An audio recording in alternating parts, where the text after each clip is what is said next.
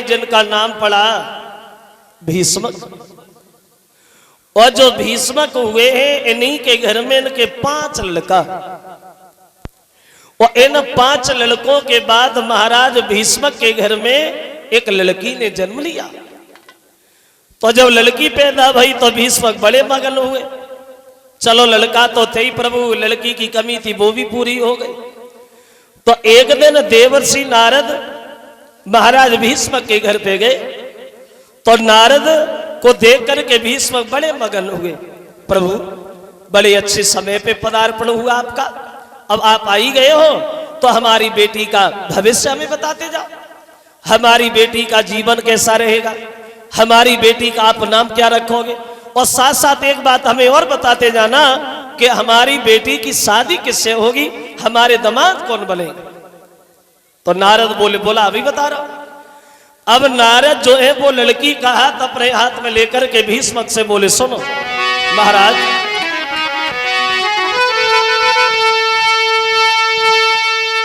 तो सुनी राजा की बात, और मुनि ने हाथ पत्रिका लियो, और मुनि सोधी बाजी लगन उरे के नाम धर दियो।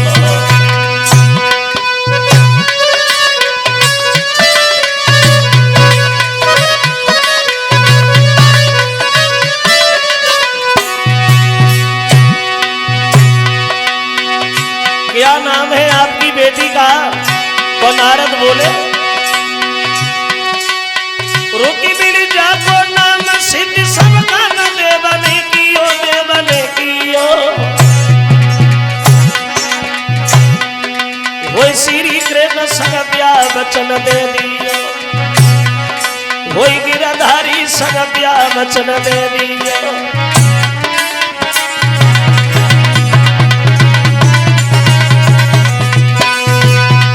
नारद ने उत्तर दिया महाराज सुनो, तुम्हारी बेटी का तो हमने नाम रख दिया है रुक्मिणी, बड़ा चतुर चालाक होशियार होगी तुम्हारी कन्या, अपने से बड़े का हमेशा सम्मान करने वाली, आदर करने वाली।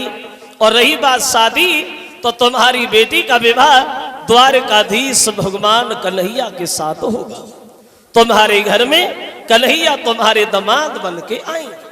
जो नारद के शब्द भीष्मक ने सुने तो खुशी के मारे गद्दी से उछल पड़े। बाबा अगर आपका ये भविष्यवाणी जो कह रहे हो ये वचन सच हुआ, कन्हैया से अगर मेरी बेटी का विवाह हुआ, अगर उनके पैर हमारे आंगन में पड़े तो मेरा आंगन पवित्र हो जाएगा, मेरा घर पवित्र हो जाएगा, और घर ही क्या हमारा तो खानदान पवित्र हो जाएगा। नारद हमारी तो किस्मती बन जाएगी। अगर कन्हैया हमारे घर आए तो बड़े मगन हुए। अरे खुशबकती छाई गई तन में,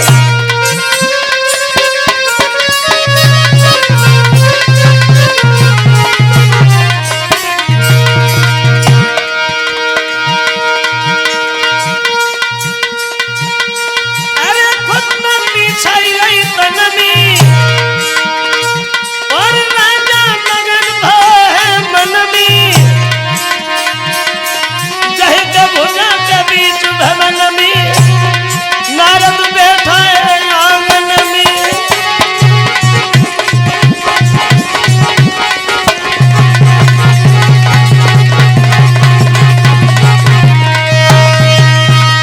नारद के शब्द सुन के भीष्मक बड़े मगन हुए। प्रभु अगर मेरी शादी बेटी की अगर कन्हैया से हुई तो मेरा तो आंगन पवित्र हो जाएगा, मेरा पूरा खानदान पवित्र हो जाएगा, हमारी किस्मत बन जाएगी। अब चले गए नारद लड़की का भविष्य बता करके भीष्मक के घर से। अब रुक्मिणी जो है वो धीरे धीरे घर में बड़ी होने लगी, समझदार होने लगी। तो एक दिन रुक्मिणी अपने दरवाजे पे बैठी खेल रही, तो इनके द्वार से एक महात्मा जी कुछ गाते हुए निकले गए। क्या गाते हुए निकले गए? बोले के ब्रजभूमि में हुआ है अवतार कन्हैया का, है सौभाग्य उन्हें हो दीदार कन्हैया का। ब्रजभूमि में हुआ है अवतार कन्हैया का। ये गाते हुए निकल गए कि भगवान का अवतार हो गया। और जो रुक्मिणी ने ये शब्द सुने तो रुक्मिणी अपने मन में एक दूसरी बात सोच बैठी, अब मैं तो शादी करूंगी, और शादी करूंगी तो कन्हैया से करूंगी। अगर कन्हैया से मेरी शादी नहीं भई तो पूरी जिंदगी भर कुंवारी बनी रहूंगी, लेकिन दूसरे से शादी हरगिज नहीं करूंगी। ये रुक्मिणी मन में फैसला कर बैठी और विचार करती है।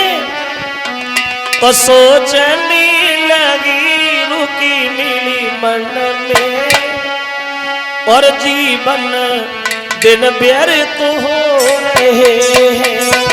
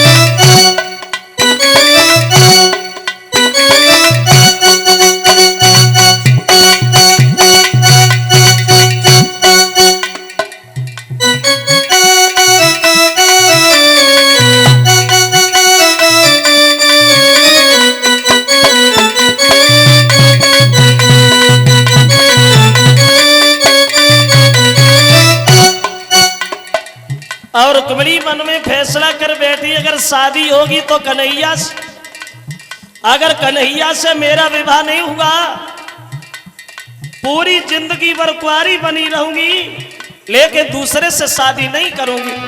ऐसा ही नहीं भक्तों,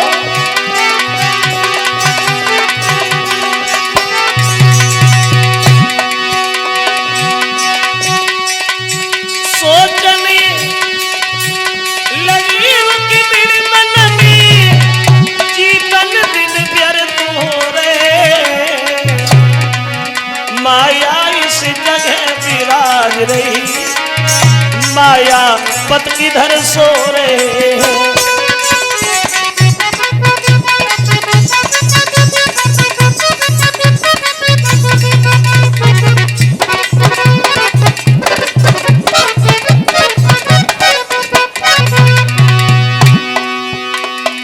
दीवानी बन गई, सोते जगते चलते फिरते अब तो कन्हैया के गीत गाती, वो दशा है।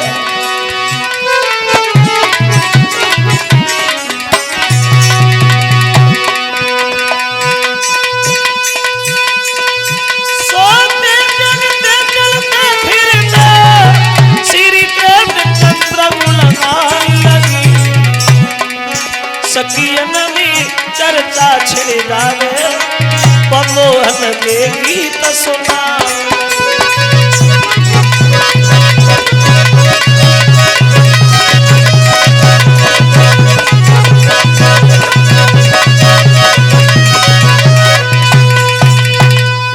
मन में ये फैसला कर लिया, अगर विवाह होगा तो द्वारिकाधीश भगवान कन्हैया के साथ, अगर उनसे मेरी शादी नहीं भई पूरी जिंदगी भर कुंवारी बनी रहूंगी, लेकिन दूसरे से शादी हरगिज नहीं करूंगी। ये मन में रुक्मिणी ने संकल्प कर लिया। अब धीरे धीरे समय जब व्यतीत होता चला गया, एक दिन वो हुआ जो रुक्मिणी घर में जवान हो गई शादी के योग। तो एक दिन रुक्मिणी और भीष्मक ने अपनी बेटी की तरफ देखा कि अब हमारी बेटी जवान है, और जवान हो गई है तो माता पिता का ये हक बनता है, जब लड़की जवान हो जाए, शादी के योग्य हो जाए, तो घर में कोई काम करो अन्यथा न करो, लेकिन लड़की की शादी बहुत जरूरी है। क्योंकि कुंवारी कन्या जवान अगर घर में घूमे तो ये माता पिता को एक पाप लगता है। चाहे घर में कोई काम करो या न करो, घर के सारे काम बंद कर दो। अगर लड़की समझदार तो सबसे पहले लड़की की शादी बहुत जरूरी। तो भीष्मक अपनी पत्नी से सलाम मिलाते और दरबार में जाकर के सबको कहते, देखो भैया, आज दरबार के जो भी काम होने थे वो काम बंद कर दो।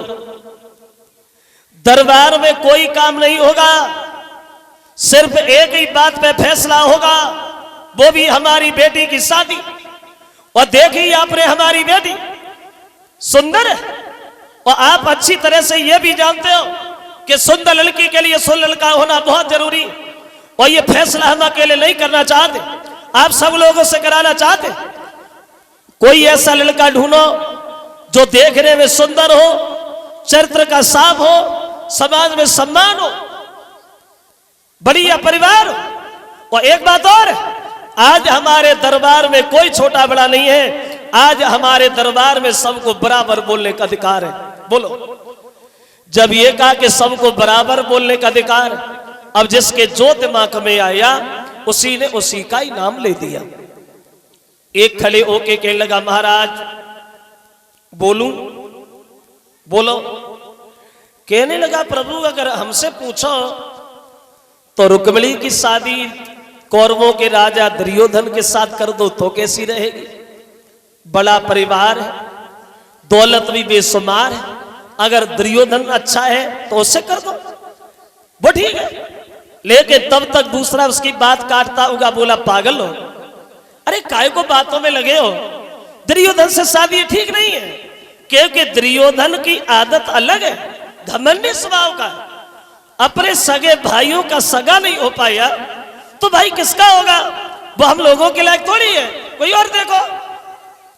तीसरा बोला, प्रभु अगर जरासंध कैसे रहेंगे? तो चौथा उनकी बात काटता हुआ बोला, जरासंध पागल है? अरे बूढ़ा है और कायर है, क्योंकि 17 बार कन्हैया ने युद्ध में पराजित किया है, वो नहीं।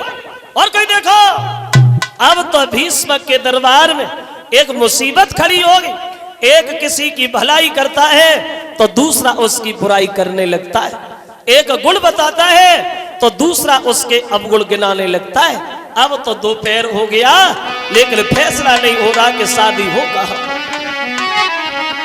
वो दशा बनी है भीष्म के दरबार की, तो दरबार के बारी बारी से और राजन के नाम गिनाने लगे।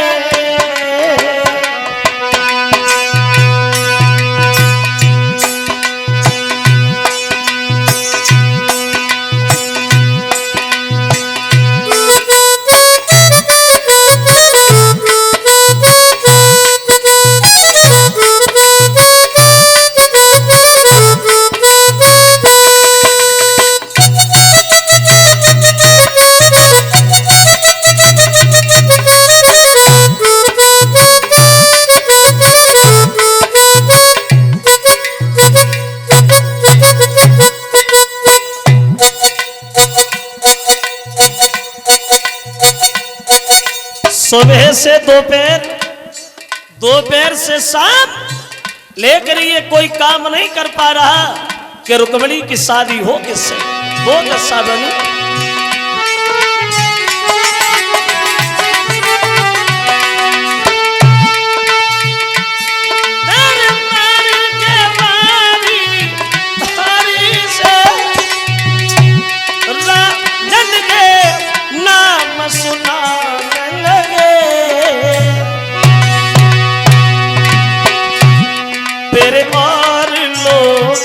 उन लोगन के और बागुड़ी और ए बगिमान लगे।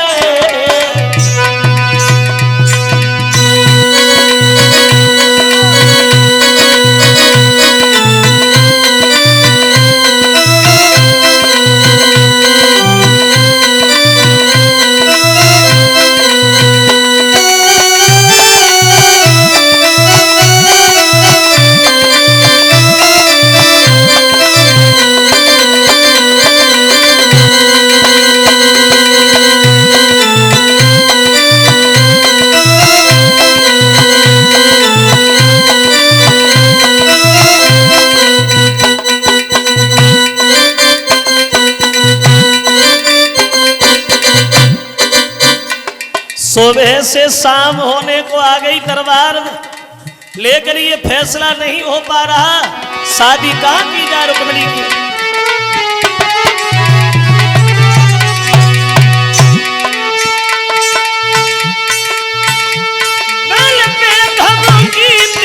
सुनानी को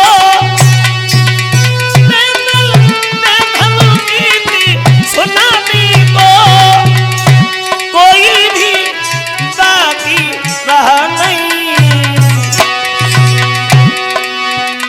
घंटन तक चर्चा बनी रही, पर बिना कहीं हुआ नहीं।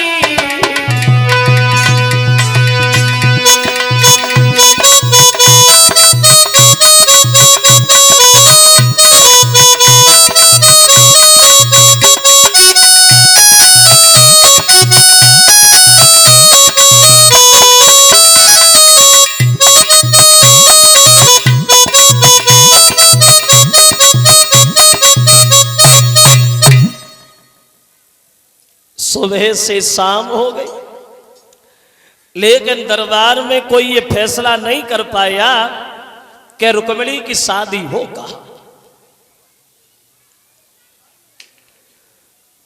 तो जब दरबार बंद होने को आया, शाम जब भई है, तो एक खड़ा हो गया, कहने लगा महाराज अगर आपकी अनुमति हो तो। कहने लगा प्रभु अगर हमसे पूछो तो हमारी निगाह में बहन रुक्मिणी की शादी के लिए द्वारिकाधीश भगवान कन्हैया का नाम आ रहा है।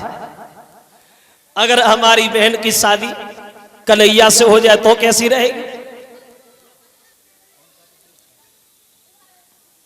जो भीष्मक ने ये शब्द सुने तो खुशी का ठिकाना नहीं रहा, गद्दी से उछल पड़े बेटा जे तो हमारा विचार, कोई बात नहीं, फैसला हो गया, कन्हैया से शादी पक्की कर दो।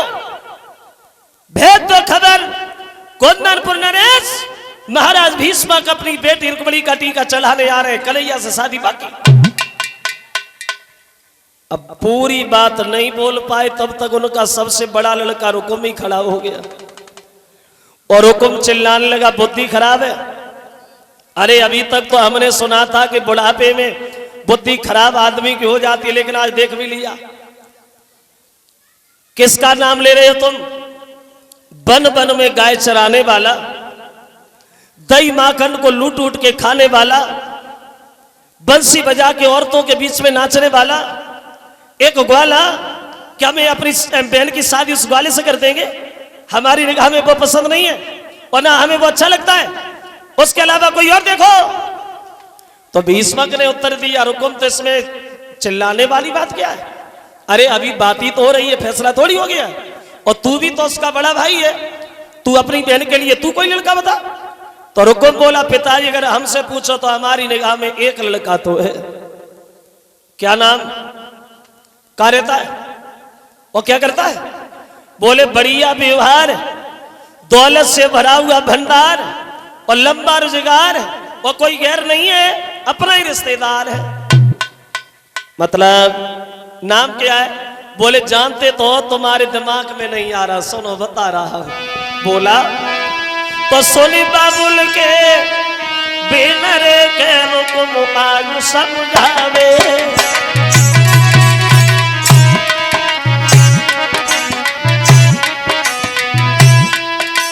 सब राजन भी होशियार रे ससपाल नजर मेरी आवे। सुनो चंदेरी का रहने वाला है, रूप जिसका निराला है, दिल का बड़ा भोला भाला है, गोरा है न कि काला है, बड़ा दिल वाला है और रिश्ता में साला है। तो क्या हुआ, हम अपनी बहन रुक्मिणी की शादी अपने साले ससपाल से करेंगे। कौन कैसी रही?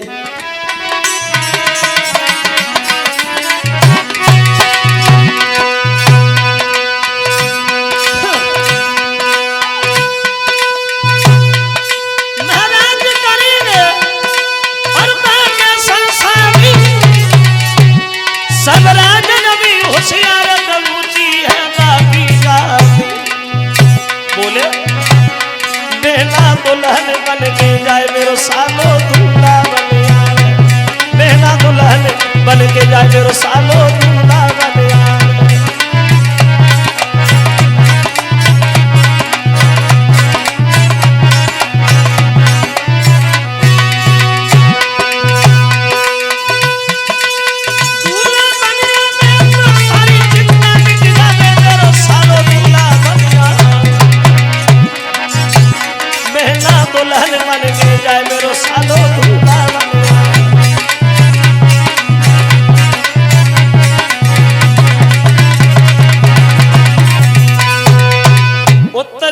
चंदेरी का रहने वाला है, रूप जिसका निराला है, दिल का बड़ा भोला भाला है, गोरा है कि नकाला है, और रिश्ता में साला है तो क्या हुआ, हम अपनी बहन रुक्मिणी की शादी अपने साले से करेंगे। कहो कैसी रही, खुश हो गए होगे सुनते ही सुनते।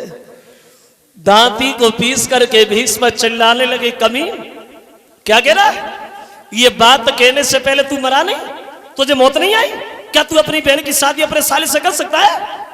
और हुक्म कहने लगा, क्यों नहीं कर सकता, अरे जब वो अपनी बहन की शादी मुझसे कर सकता है तो मैं क्यों नहीं कर सकता, होगी उसी से होगी।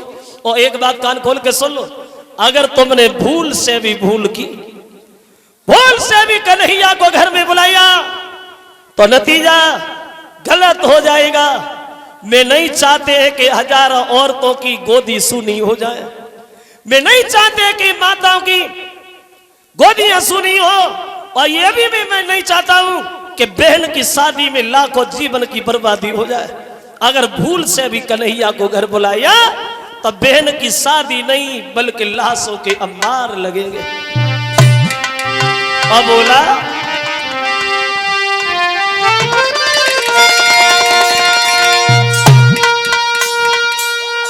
तो मेरे सामने और ये चाली नहीं चल पाएगी, अगर ये शादी अब पक्की होगी तो तलवारें चली जाएंगी।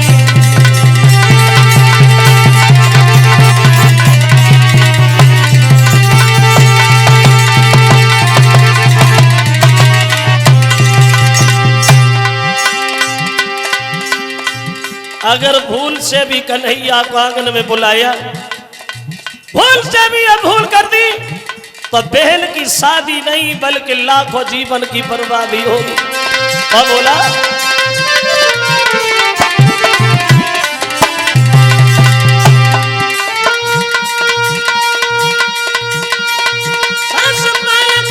शादी होगी अगर नया नाकानी होगी, दूल्हा बन के आएगा वीरों की कुर्बानी होगी।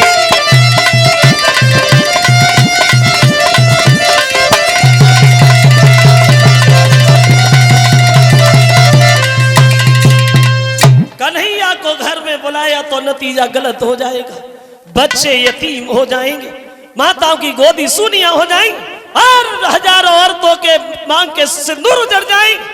और एक बात कान खोल के सुन लो, भूल से भी कन्हैया को आंगन में बुलाने की कोशिश की तो बहन की डोली तो बाद में जाएगी, पहले तुम्हारी लाश घर से निकल जाएगी। समझ गए, इतना बड़ा पैसे वाला है हमारा साला, तुम्हारे जैसों को तो दरवाजे पे भी नहीं बैठने देगा, लेकिन मेरा साला है कहेंगे तो मान जाएगा। उठाओ चला गया, और नाई और ब्राह्मण को आंगन में बुला करके जवाब दे दरा, पंडित जी दरा, अरे पागल हो गए हमारे पिताजी जो कन्हैया का नाम ले रहे, तुम तो जानते हो हमारे साले साहब कितने बड़े पैसे वाले। एक काम करो, चंदेरी में चले जाओ और हमारे साले ससुराल को हमारी बहन का टीका चला के आओ, उससे जाके कहना भैया हम उसके लायक तो नहीं है, लेकिन जैसे भी है वो निभा जरूर ले। एक खत लिखा, क्या लिखा, चंदेरी के बसने वाले साले ससुराल, वैसे आज तक हम तुम्हारे बहनोई थे, लेकिन आज के बाद हम दोनों लोग बराबर होने जा रहे हैं। तुमने अपनी बहन की शादी मुझसे की, इसलिए हमने भी सोच लिया कि हम भी अपनी बहन की शादी तुमसे कर रहे हैं। लेकिन एक बात ध्यान रखना, बड़ा होशियारी से आना, फौज लेके आना, क्योंकि हमारे पिताजी जो है वो कन्हैया का नाम ज्यादा ले रहे हैं। अगर कन्हैया घर में आ गया हो सकता है विवाद हो जाए, झगड़ा हो जाए, इसलिए पूरी तैयारी के साथ आना। और भी कुछ लिखा उसने, क्या लिखा,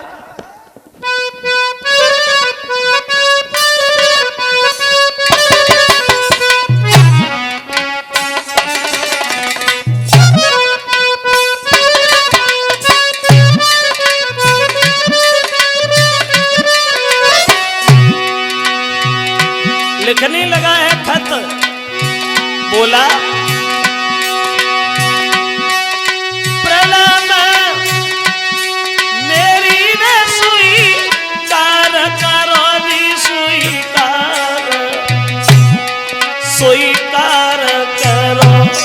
कोई भूप चंदेरी के रे तपदा।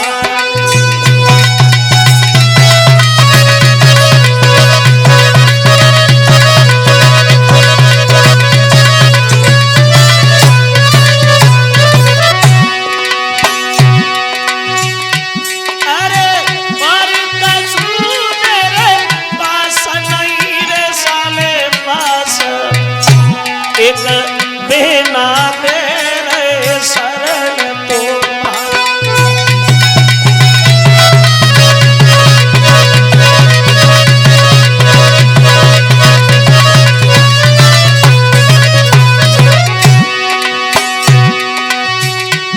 होशियारी से आइयो तुम दूल्हा बनी भैया दूल्हा जा आई है मथुरा गोरे गिरता।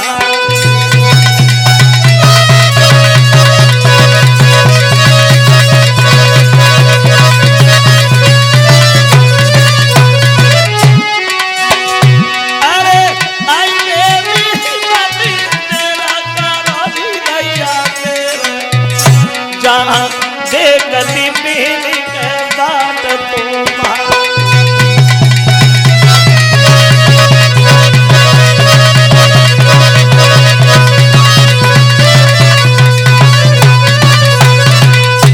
साफ शब्दों में लिख दिया फौज लेके आना, बात होशियारी से आना, क्योंकि अगर कन्हैया घर में आ गया लड़ाई हो जाएगी, विवाद हो जाएगा, इसलिए पूरी तैयारी से आना।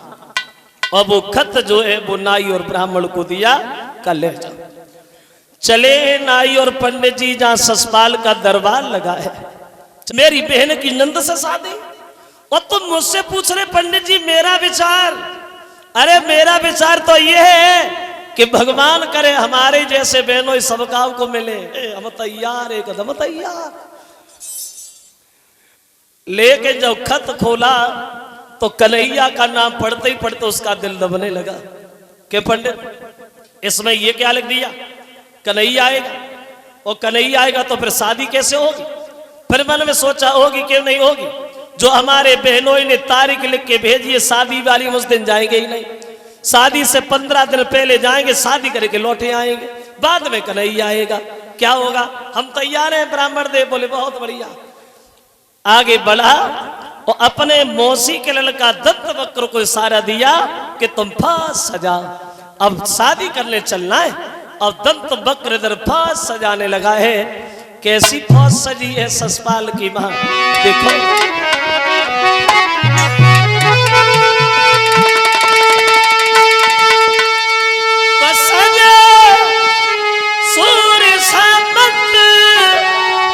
वीर बलबल तैला दे मन में, और कंधा पे धनुष और माल तेरा तन में।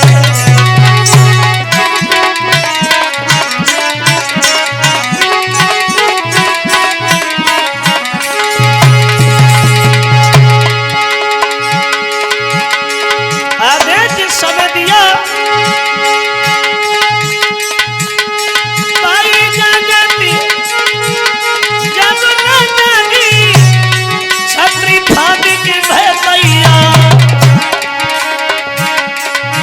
और पहले नंबर के बाद खन्ना भोज में टंका दो बजलो।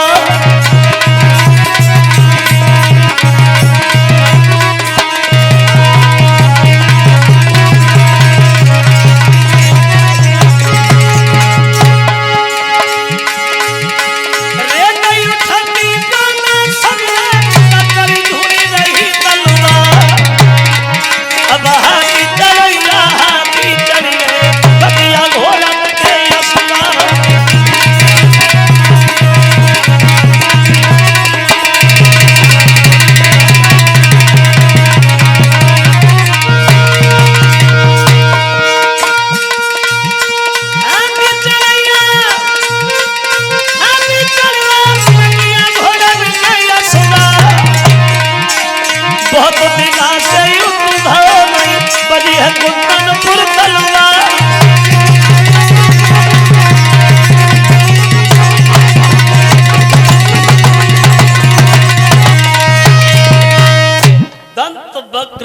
फौज सजाने में लग गया है भक्तों। इधर तो फौज सज रही है और उधर ससुराल अपनी भाभी के पास अपने आंगन में घर में पहुंच गया।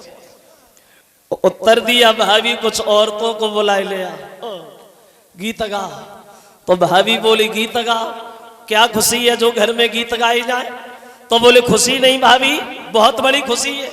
मतलब हमारे बहनों ही नहीं अपनी बहन का टीका भेजा है हमारे लिए, मैं अपनी बहन की नंद शादी करने जा रहा हूं। तो भाभी बोली नंद, बुद्धि खराब है? बोले क्या कह रहे हो? वो तो तुम्हारे लिए पूजनीय के देवी है। देवी? ससुराल बोल अगर ऐसी देवी देखी जाए कल से शादी बंद हो जाए, मैं देवी देखनी है शादी करनी, तुम दूल्हा बना। अब 2-4 लड़कियां बुलाए ले आई, दूल्हा बनाया। लेकिन जब दूल्हा बनाया तो ससुराल को असगुन बहुत हुए। असगुन कैसे? जाके शीशा बाहर जब रे सोई हुई गई छीका यगारी।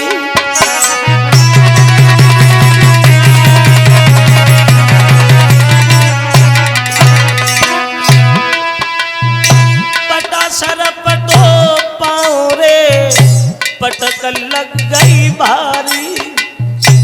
असगुन होने लगे, सर पे मोहर रखा, चीख हो गई, पटा से पैर फिसल गया, गिरी गए।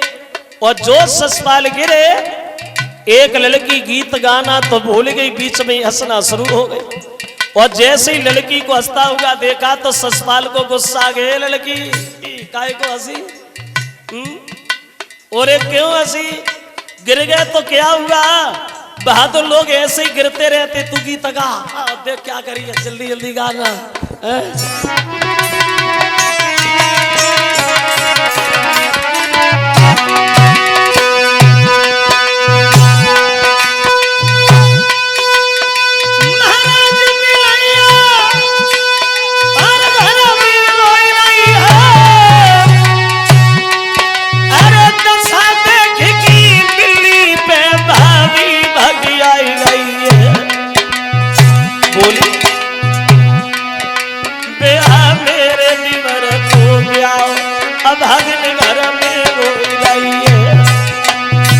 लड़कियां गीत गा रही है, ससुराल को दूल्हा बना रही वहां।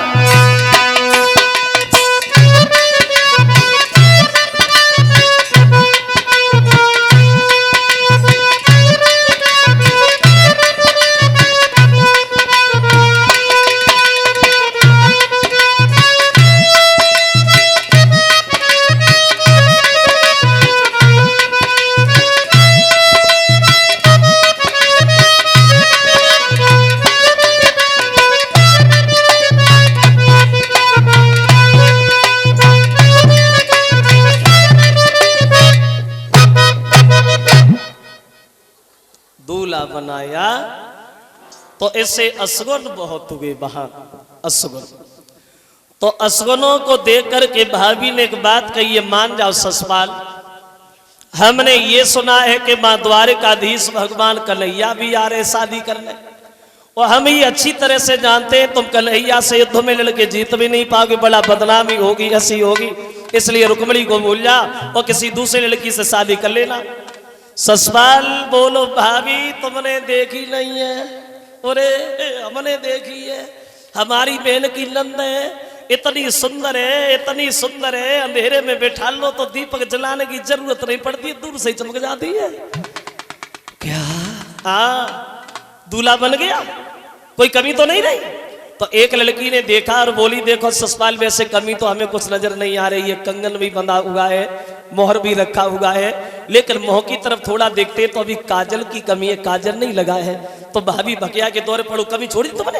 अब देख जल्दी जाओ काजल लेके आओ, देर हो रही है। अब भाभी काजल लगा रही है, समझा रही है मान जा ओ मते जा, लेकिन नहीं मान रहा। हुआ ऐसा तो काजल अब के न दिखाई दो बट्टा शीशा वो कचोठारी गाय नहीं तरे माँ जाए डरिया।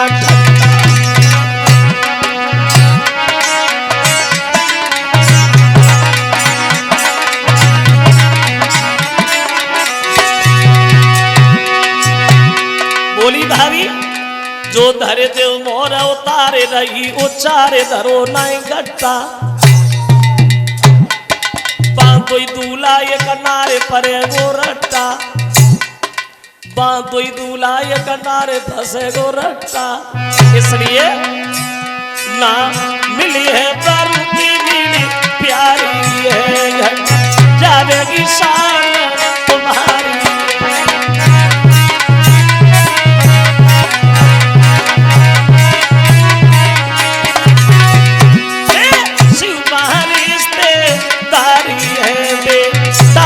मानो हमारी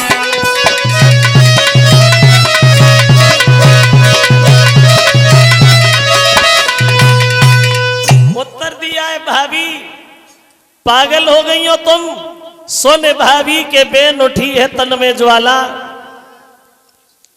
सोने भाभी के बेन उठी है तन में ज्वाला और मेरो का कर सके नंद को लाला चिंता काय को कर रही है भाभी जाऊंगा और जाऊंगा तो खाली हाथ नहीं आऊंगा उधर से दुल्हन नहीं लाऊंगा तैयार रहो बहुत जल्दी में है ससपाल देखिए फौज लेके जिस समय आगे बढ़ाए वहां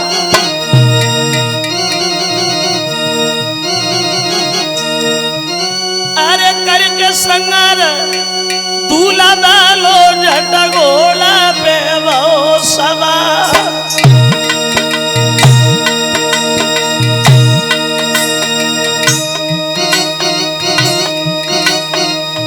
जैसे ही कदम धरो तो आगे तुम सम्मुख छीन तला को खाई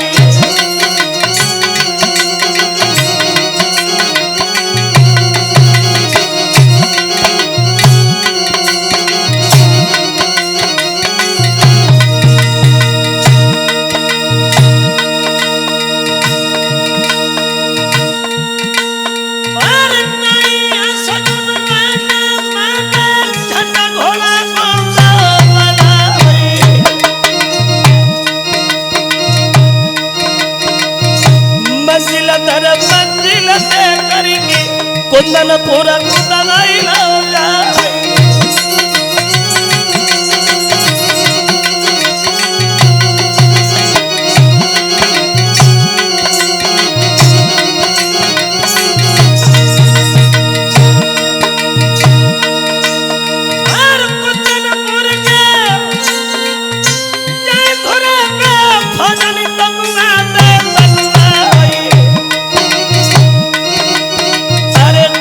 पूरा की अरे दीदी मारी फौज दिखा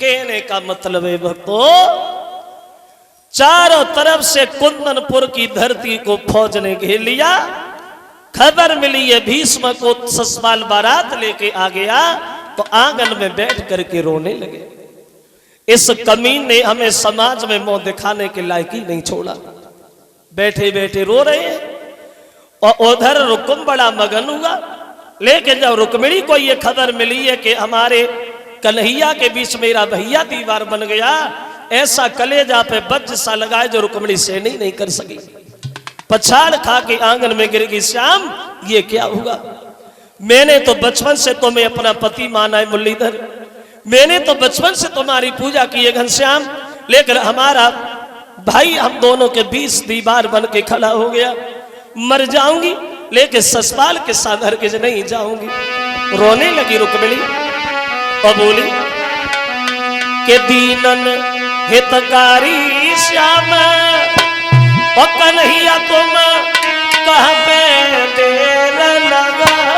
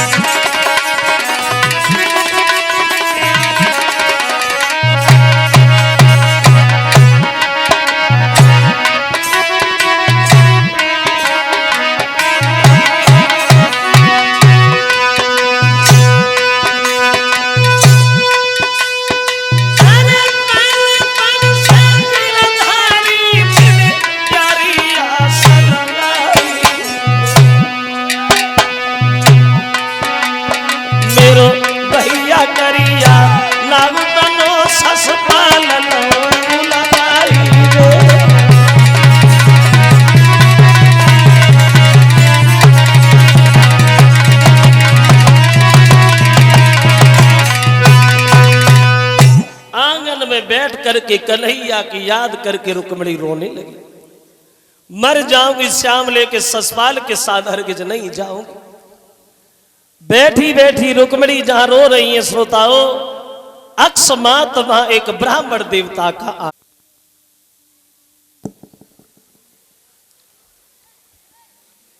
ब्राह्मण देवता का आना हो गया। आवाज लगाई, बेटी रुक्मिणी भिक्षा डालो।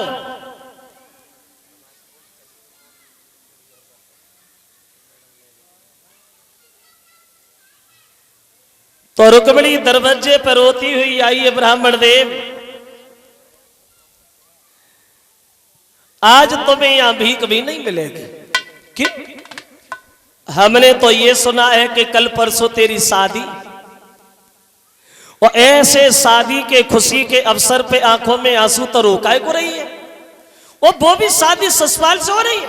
तुझे तो खुश होना चाहिए बेटी, बहुत बड़ा राजा है। तो कहने लगी ये पंडित जी, ये शादी नहीं हो रही, हमारे जीवन की बर्बादी हो रही। मतलब हमारा भैया मेरी शादी जबरदस्ती करा रहा। मैं सपने में श्याम को देखो है सुनी पंडित जी।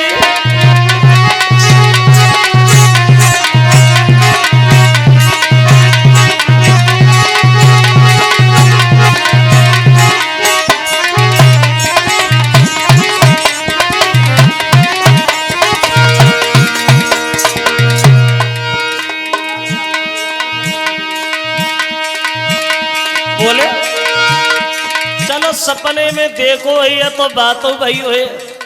जवाब दो पंडित जी, बातों भाई कहा भाई सुनो। अरे कहने श्याम चिट्ठिया भेजा भाइयो,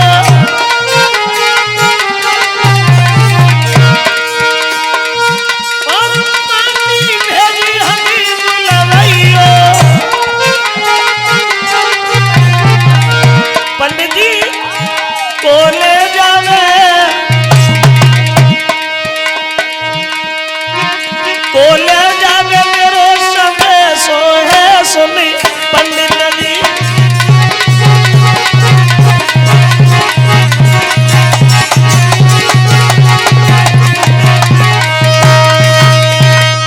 सपने कन्हैया ने मुझसे कहा था